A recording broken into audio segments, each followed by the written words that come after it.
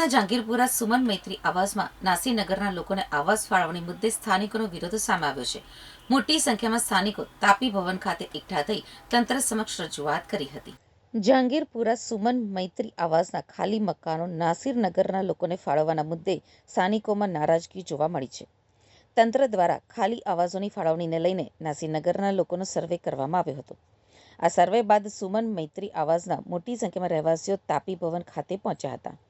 સ્થાનિકોનો સ્પષ્ટ આક્ષેપ છે કે જે લોકોના નામ પહેલેથી જ વેઇટિંગ લિસ્ટમાં છે તેમને પ્રાથમિકતા આપીને સિસ્ટમ મુજબ આવાસ ફાળવવામાં આવે।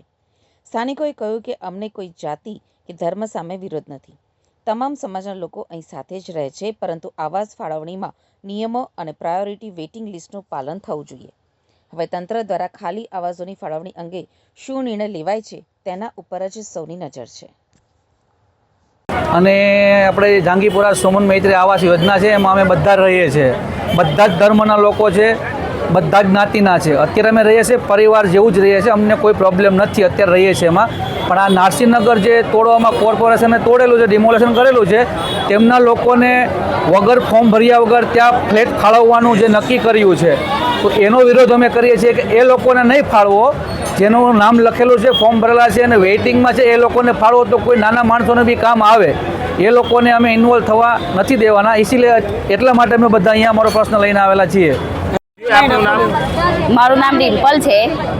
શું માંગ લઈને આવ્યા છો, ક્યાંથી આવ્યા છો તમે? જો અમે સુમન મૈત્રીમાંથી આવ્યા છે, ત્યાં જે આ જે પ્રોબ્લેમ છે ત્યાં એ લોકોએ એવી માંગ કરી છે કે અત્યારે જે નાસીનગરના જે ત્યાં પેલી ઝૂંપડપટ્ટી તોડી છે તો ત્યાંથી 25 ઘરો ત્યાં આપવાનું કહે છે આ લોકો, તો અમારે એ ત્યાં આપવું નથી, ત્યાં એ લોકોને આપવાની માંગ અમે કરતા નથી, અમારે ત્યાં જોઈએ નહીં। અત્યારે તમારી માંગ શું છે? શું માંગ લઈને?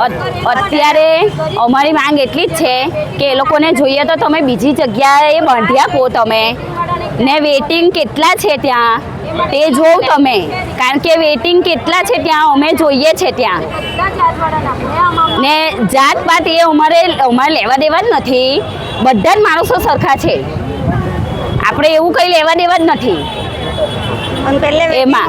પણ વેઇટિંગ વાળાને જે વેઇટિંગમાં છે તે લોકોને પહેલાં આપો ને ચાન્સ તમે, અમે ક્યાં ના પાડીએ છીએ, એ લોકોને બી ઘર જો એ લોકોના હો ઘર બાર એ થઈ ગયેલા છે, એ લોકોને બી આપો, અમે કોઈ ના નથી પાડતા।